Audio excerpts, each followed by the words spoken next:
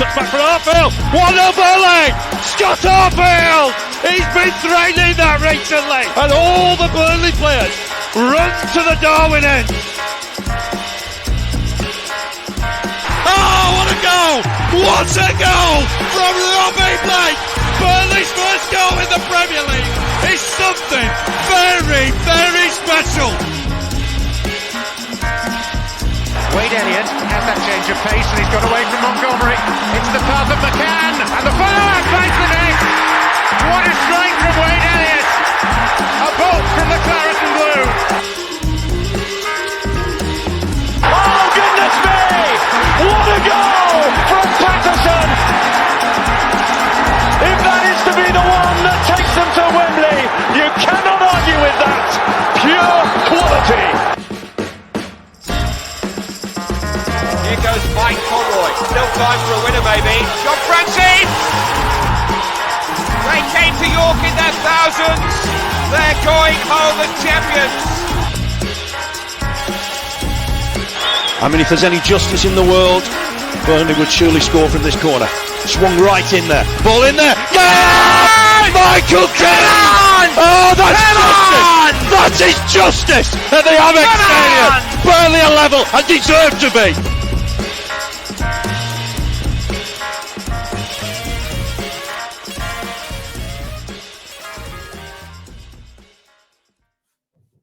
Hello, everybody, and welcome back to the latest episode of the Turfcast podcast pre-game show with me, Joe Redmond, ahead of this Friday's game on Friday at Turf Moor on Sky TV. Again, obviously, we were on TV last week. That didn't go too well. We played poorly against West Brom and obviously conceded a 98th minute equaliser. I'm adamant, and I've had a lot of shit for this, but I'm adamant he should never have got 9 minutes from anywhere. I don't care what anybody says, and I'm still seething about it.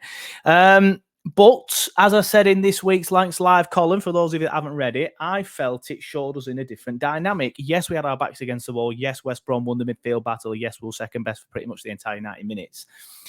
But we normally have a lot of the ball, and we didn't against West Brom, but we still looked dangerous on the attack. And I'm looking at this thinking, maybe, just maybe, this means we might be decent without the ball as well as being decent with the ball, because I felt that we counter-attacked pretty well. Muric was a big part of that, to be honest, and if he is injured this game, then we might suffer against Norwich. But we might have to play in this way against Norwich. I'm not sure how they'll play. There is a Norwich fan waiting in the wings. We'll bring him in just a minute. But if they play in a similar way to West Brom, which I think we've had the most possession in the Championship and Norwich have had the second most possession in the Championship. So it could go either way. Norwich could have a lot of the ball or we could have a lot of the ball. But if Norwich do have a lot of the ball, I would be pretty comfortable in the fact that we might be able to counter-attack them pretty well, provided, of course, that Muric is playing. But like I said, we'll get the Norwich fan in just a minute. I am quickly going to do my usual fan slide checks. I'm still trying to encourage people to get to download the fan slide app. So it is basically the new way that we'll be playing the fantasy football game this season, because as somebody asked me earlier, just quickly show you that there's the app. That's what it looks like. Don't download it from the App Store. Go to our Twitter bio. There's a link there. And if you download it via our Twitter bio, there will be some prizes on offer. But as somebody asked me last week, I haven't played yet this season, so there's no point in me joining it now because I'll be miles behind. It doesn't work in a traditional league table sense that the normal fantasy football does. It's a game-by-game basis, and Burnley versus Norwich, with it being on TV, will very likely, in fact, I'm 99.9% sure that they will have a table for the Burnley-Norwich game, which will be free to play, and you'll be able to win 250 quid, 500 quid. It depends how generous they're feeling. But download it via our link, because you can win a prize. And then when you do download it via our link, join the Turfcast table. And I've got the code for you this week instead of forgetting it like I did last week, which is FNCKZ. So if you put that code in, you will go to the Turfcast table, and there won't be any prizes on offer for the Turfcast table yet this week, but we will be bringing prizes in. I'm waiting for him to bring the third shirt out, so then I can, do a Burnley shirt. You can win a Burnley shirt as a prize sort of thing. So when that comes out and we have enough players playing, then we will be offering prizes for the Turfcast table. But they will be probably doing a table for the Norwich game this Friday night, because it's on TV, and they do tend to do ones for the games that are on TV. I did one for the Paris Saint-Germain Juventus game the other day, and I think it's free to play, so it's not a gambling thing. And I think you could have won 500 quid or 250. I can't remember. But I was actually top. There was only like 250 people playing. There wasn't that many. So people, I'm not going to play. I'm never going to win. There's not that many people playing because it's still a new app. So you might as well join it now. You'll have more chance of winning. And I had Mbappe in my team, and he scored really early on. What you do is you choose 3 players, and then after 20 minutes, your time is up, and you've got to slide about and choose 3 more. Or if say like the game changes, you can bring some players in or do whatever you want. You will lose points if you bring in too many players in too many times. But if you think it's going to work, then you do it. But I had Mbappe. He scored early on, so I went like 6th in the world table. Again, like I said, there's only 250 people playing, and then you get points for other things as well, like interceptions, tackles, passes, things like that. And clean sheets, even if it's only a clean sheet for 20 minutes, you get like a bonus for that. And when I took my 2 defenders out who were making interceptions and passes, the clean sheet bonus took me top. And I'm like, I'm gonna win 250 quid here. Ultimately, I finished about 30 odd, so I didn't win it. But I was pretty close to 250 quid. And like I said, it's pretty easy to do. The code's on our Twitter bio, and the link's on our Twitter bio, and the code again is FNCKZ. But just to reiterate, Fanslide is completely free to play, but you can choose a pay to play option if you wish. The Turfcast table will never be pay to play. Just to put that out there, it will always be free. This means you must be at least 18 years of age to register and play Fanslide. And if you do choose to pay to play on Fanslide, always gamble responsibly and never bet with money you cannot afford to lose. But like I said, the Turfcast table will 100% always be free, and there will be prizes on offer. And there'll be prizes on offer for those of you that sign up clicking the link. Anyway, Norwich, Friday night, a tough game against a side that came down from the Premier League with us. Admittedly, they were poor last season in the Premier League, but I know it's a running joke. Norwich always go down and they always go up. But the flip side of that is they know how to get out of this league, and they currently find themselves in second. So I'm going to bring Jacob in now from the Canary cast. How you doing, mate? Really well, thank you, mate. Yourself? Yeah, I'm really good. Thank you. So talk to me about Norwich City then in your season so far, because I was expecting you not to be second, and that's no reflection on you and your team. It's just because I'm hearing loads of noise about Sheffield United. I'm hearing loads of noise about Middlesbrough and how they poor, Swansea and how they poor. I'm hearing a lot about Watford and their attacking players. I've not heard anything about Norwich, so I was just thinking maybe they might be 7th or 8th or something like that at a slow start. But you're second, quietly going about your business, so you must be happy with the start that you've had. Yeah, it's an interesting one. The first didn't win in the first 3 and then won 5 on the bounce. So that's obviously great. I think there was question marks. Obviously, the season ended really poorly, as you know yourself. It's a difficult slump to get over. Obviously, you kind of had that new manager bounce, which we haven't. We didn't last time we went down either. There's been question marks about Dean Smith. I think it's helped that we've not played anyone that's going to be in that kind of mix, really, that top 6 mix. Maybe Hull side might be around it, but really we haven't played anyone decent, and this is the first proper game that we've got this season. We've won 5 on the bounce, but there's still, we're going to get through games where we haven't clicked yet. We are one of the strongest sides in this division. We will just get through games because of the quality. The 5 subs help as well massively. This is a really fascinating test because, like I say, we're nowhere near top gear yet, and like you say, we're still second. So I think quite a few Norwich fans are a little bit like, how are we here? I think it kind of shows a little bit we know a little bit fresher than you guys, but jump between Prem and Championship quite regularly recently. There's just a hell of a world of difference between the quality of teams, really. Yeah, I have noticed that so far. It's that Wigan especially, they were very, very, very easy to break down, obviously. But you struggled against Wigan earlier in the season at home, and I do remember seeing that. And I remember thinking, oh, maybe Norwich will struggle this season. You've mentioned your 5 wins in a row there. Let's just go through your results so far. You lost to Cardiff on the opening day, but it seems like a bit of a mad game. 2 sendings off. Sorry, yeah, it was one of lost to Cardiff. Yeah, typical opening day. It was. I think there was about 3 shots on target the whole game. That was their only one. They had 3 shots. It was a pot luck, little deflection and goes in. I think we've been struggling really in general before Marcelino Nunez came in from Chile. He's kind of a really good creative player in the midfield, box to box, will break up play. Did that exactly against Coventry, won the ball up high, fed it to Timu Bukiu. Everyone at this level knows will score goals if given chances.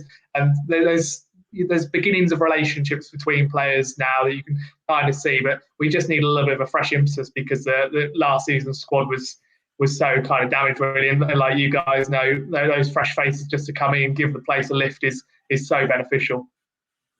Yeah, definitely. Obviously, we found that we've had think it's 16 signings. So yeah, we've had a lot of freshness coming in. Then you drew at home to Wigan. That one's the one that I raised my eye because we beat Wigan so comfortably. Sorry, drew at home to Wigan. We beat them so comfortably, and I found them so easy to break down. So what was it with that one? Was it again just a bit of not enough freshness in the squad? Yeah, it was a funny one, really. So it was Nunez's first game. He'd pretty much come just off a plane from Chile a couple of days earlier. So it had just been thrown in, kind of showed the desperation, really, of what we needed. They scored a goal. Norwich always give the opposition an opportunity. You'll probably ask me my prediction later. I never back Norwich to keep a clean sheet. So that's that. There's always a reason why. There's always a good logic behind that. So, yeah, give away a silly goal. And then it's 11 men behind the ball, really.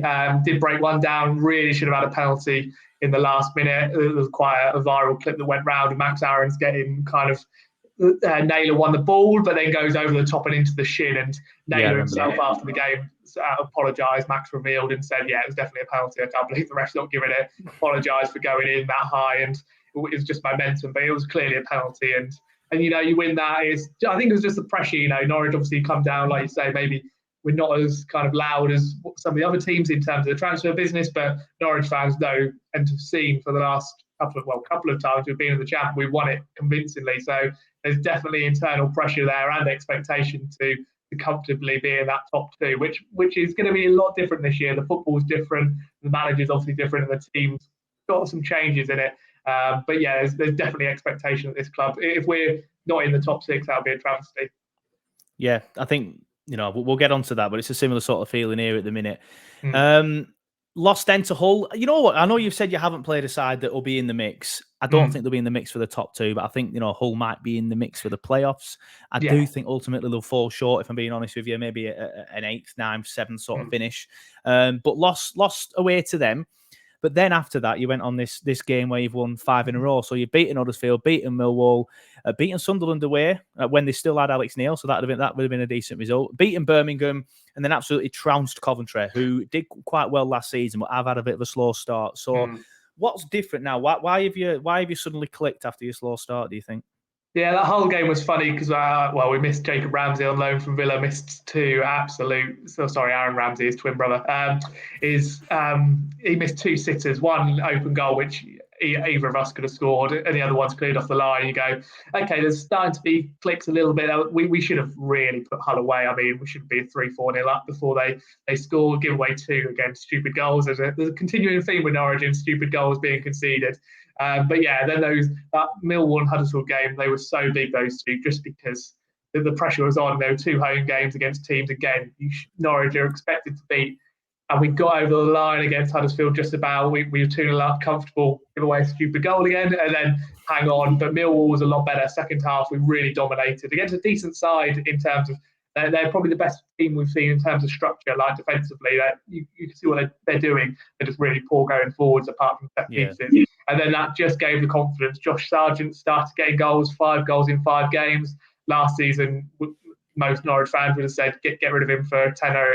He was really poor, and you just couldn't see where he was going. But again, with this kind of the level he's playing at now, his determination has never been in question, and you can just see the confidence now. He's starting to get there. Timu Puki's got an assist and a goal in his last couple of games. He's now back in the starting lineup. So there's just things that are starting to get going. The kind of the wash off from the relegation. Norwich always starts slowly, and we're just starting to click now. There's still, I'd say, an identity that still needs to be kind of realised, to be honest. It was interesting, like you were saying, with the ball. I think with Burnley, I've seen it. I've watched it a couple of times and seen a clear philosophy there with company. It just depends. Reminds me a lot of Daniel Farker in terms of how he wants to play. Has brought in specific players for what you want. It just depends, like you said, interesting about the West Brom game. Can he actually adapt and still be successful? Yeah, it's interesting you mentioned that though, because you mentioned the word click a lot there. That's been a word used in Burnley a lot over the last 6 weeks. We felt like we had a slow start.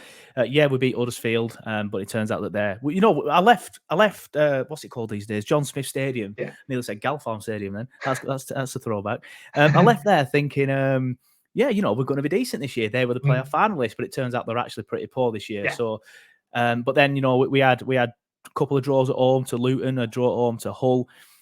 So I was thinking I had a defeat away to Watford, who will be thereabouts, to be fair. So I remember thinking, okay, we need to click. We need to click. And there were a lot of, and then we drew it on to Blackpool, which was a poor result after being 3-1 up. But then we beat Wigan 5-1, and Burnley fans were like, all right, we've clicked. This is Burnley fans dubbed it as click day. And then we beat Millwall, similar to you, 2-0 at home. Struggled to break them down initially. So I know exactly what you're saying about their structure, because they were, backs against the wall a lot of it. But Jesus Christ, they are terrible going forward, aren't they?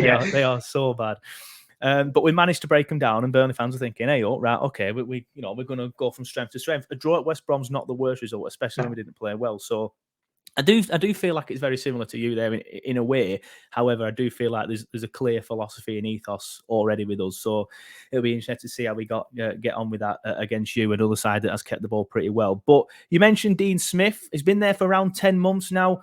Didn't really get the new manager bounce when he came in. There was a couple of games where people were like, oh, hold on, but then it all suddenly slumped again, and then obviously come to the bottom of the league in the end.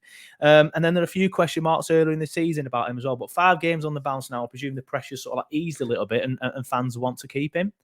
Yeah, it's an interesting one. You could see when he came in, we got, like say, a couple of, I think it was 3-4 games unbeaten. And you could see, again, we were just a lot better without the ball. And then January, again, we had a couple of wins, massive win away at Watford, 3-0. But then really we should have added a couple more players. Adam Eden got injured, and which again is a continuing theme. But yeah, then we just couldn't get over the line. And again, as soon as that rot sets in, especially with Norwich, it seems that we don't do things in half. It's we don't just go 5 games without a win. It's 10, 12, especially in that league. So yeah, it's interesting at the minute. Like I said, I'm still not massively seeing a real identity. Like you say, we keep the ball a lot, but that's because we've played teams who just go, right, Norwich are the stronger team, let's just let them have it. Yeah. It's not a Daniel Farker, right, this is premeditated, we want 100% of the ball all the time. A bit like Company again, wants the ball, wants ball playing centre halves. We do have a lot of the ball, but I would say it's going to be a real battle on Friday. There's not Norwich aren't going to go there and go, right, this is our stall, we're going to dominate possession easily. I would say it's going to be a proper scrap. In terms of not old school, in terms of going long and all that sort of thing, but just the way I think it's going to be a real midfield battle. It's going to be a fascinating one, proper scrappy one, and fans are, I would say, warming to him kind of. I mean, I think there's very very difficult things. Daniel Farke after every game would come to the fans, would clap, would do the Farke wave. He was so involved with the supporters, and now it was emotional. Dean Smith seemed a lot more distant than that. Doesn't really come over to the fans after games. Will clap them kind of from the dugout, that sort of thing. Where it's such a difference. Wins always make the kind of stand you up in better stead. Kind of shushes the whispers. But I can guarantee if we lose on Friday, there'll be people saying, I knew we weren't good enough. These are kind of being papered over the cracks. It's just because we haven't played anyone good yet. Fair enough. You mentioned you're struggling to see an identity and things like that, which I was going to ask you how you play, but again, I guess that you kind of don't really know at the minute. You're keeping the ball against teams because they're going to sit back, but you're thinking on Friday you might let us have the ball, maybe. How are you playing at the minute under Smith? It's such a tricky one because, like I say, we've been so. Technically, and you can see we're better than the other teams that have already been championship for a few years, like the teams we have played. So we've had a lot of the ball. There's not really any. Ben Gibson probably won't play against you, which would be quite funny. He'd probably be quite pumped up for that. But normally, with him being left-footed, he'd pass it into the midfield and then we'd go. It's straight away progression. But with Grant Hanley, he's obviously very right-footed and just kind of narrows up the pitch. Our left back will be Sam Byron because we've got 3 currently injured, so we're going to be very, very narrow, and that's. Sometimes it just breaks down for Norwich. It's not that real width in our style of play. Todd Cantwell will probably play on the left and El Sanani on the right, or Josh Sargent on the right. And again, not proper wingers. They'll both keep drifting inside. So we will be incredibly narrow.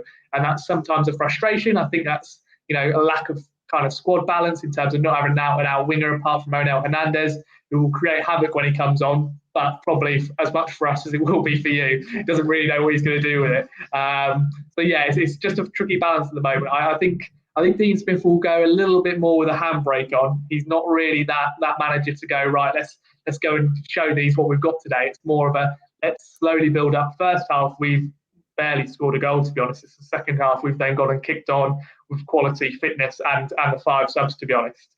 So that's why I'm so humming and hawing, because any Norwich fan you'd have on would probably say very similar. They're just not quite sure how they're going to fair against a very good team. We'll both be top 4 this season in my mind. So it's a real fascinating battle. If you offer me a draw right now, I'm probably quite pessimistic. I'd definitely take it. I mean, if you draw your away games and win your home games, the chances are you go up anyway. So that was my thinking after the draw at West Brom anyway. But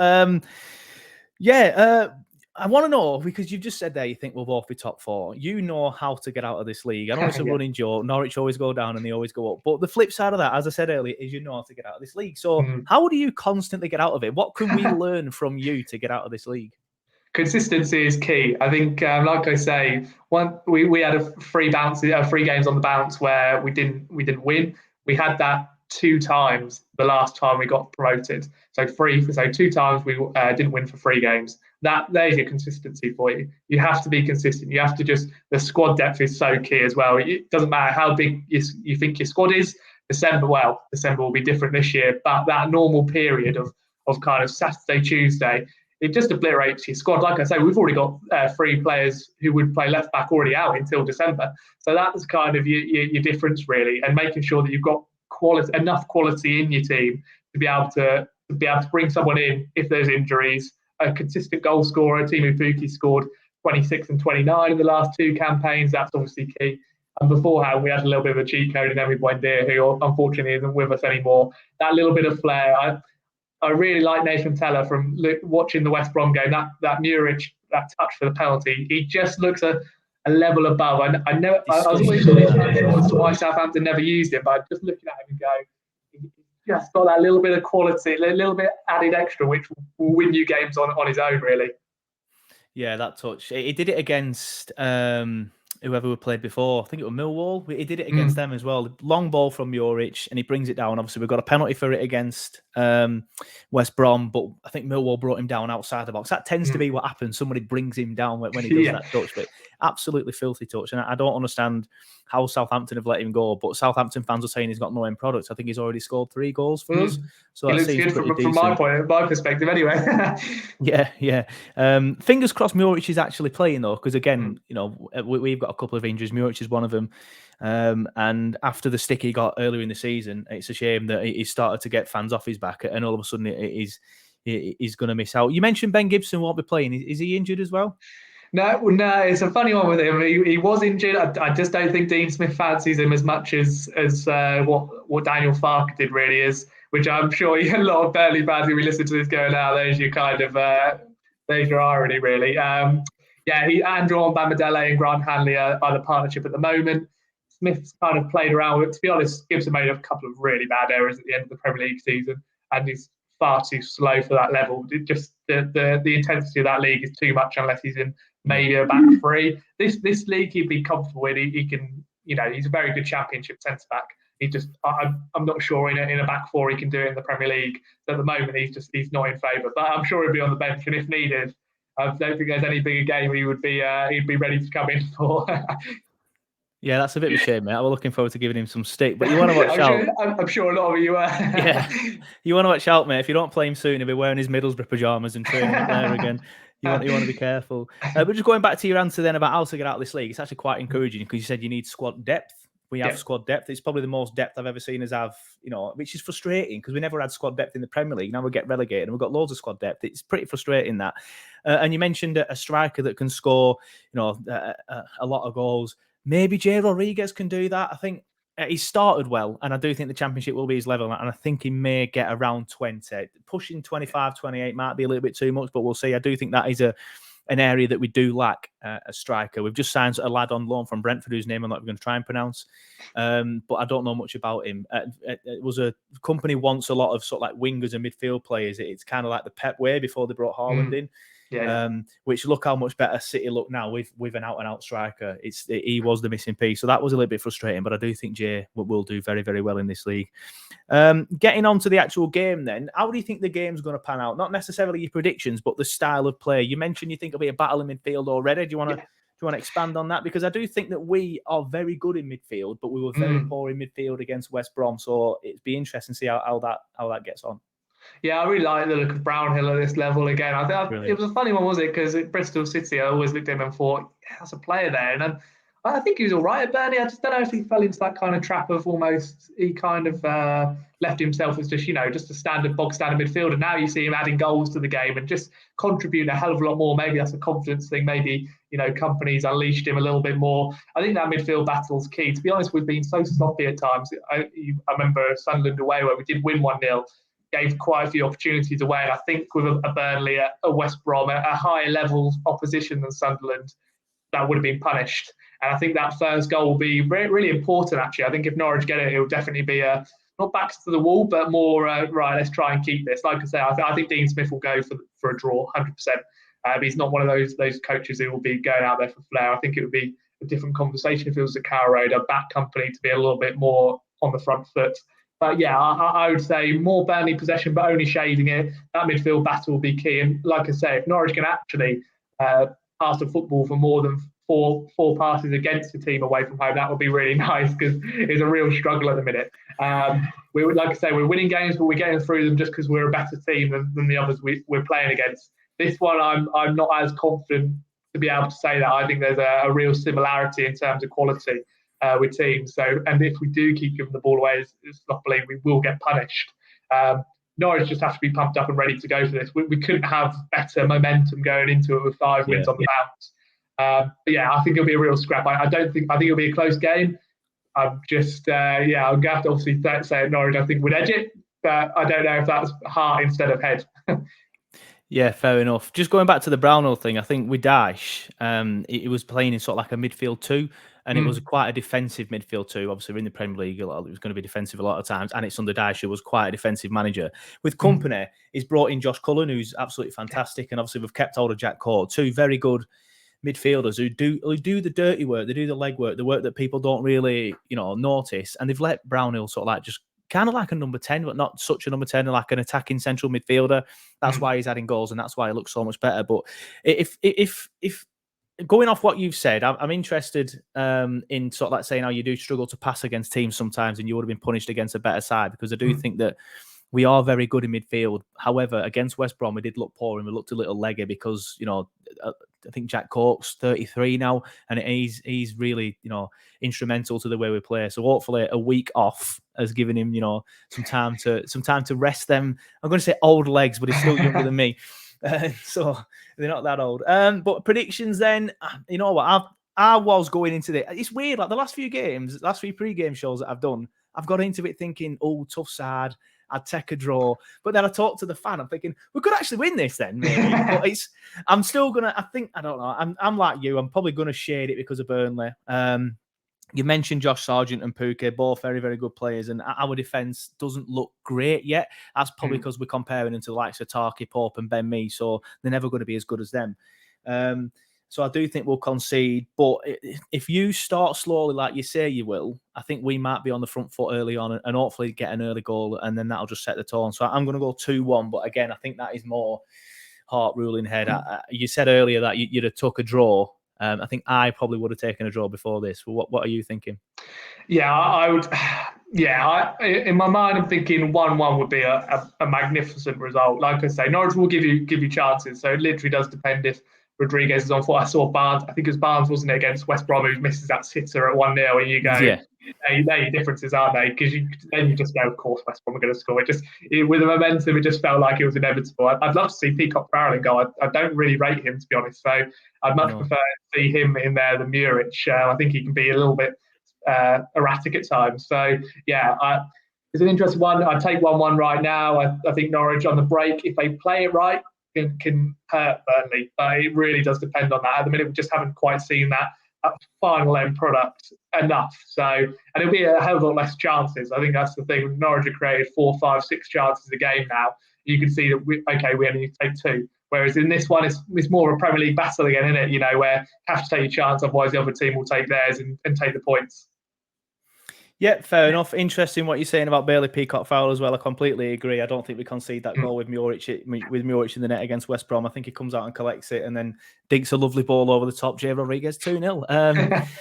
But It's one. I think with Bailey, he's been there long enough now. I think if we were going to be the number one, if we were good enough to be number one, he'd be number one now. I think maybe it is time that we probably should have let him go and brought in somebody else. Although we have brought somebody else in, but he is only 19, so it's probably a bit early for him to be the first backup. But we'll see with Muric. He has got a bit of an injury. We're coming up to the half an hour mark now, so I will start wrapping it up. But before I do you just want to let everyone know where they can find you and your podcast and YouTube and things like that? Yeah, so Canary Cast across everything, all socials. So yeah, if you want any Norwich opinions or anything, it's always great to see new people. And yeah, I look forward to kind of coming on again.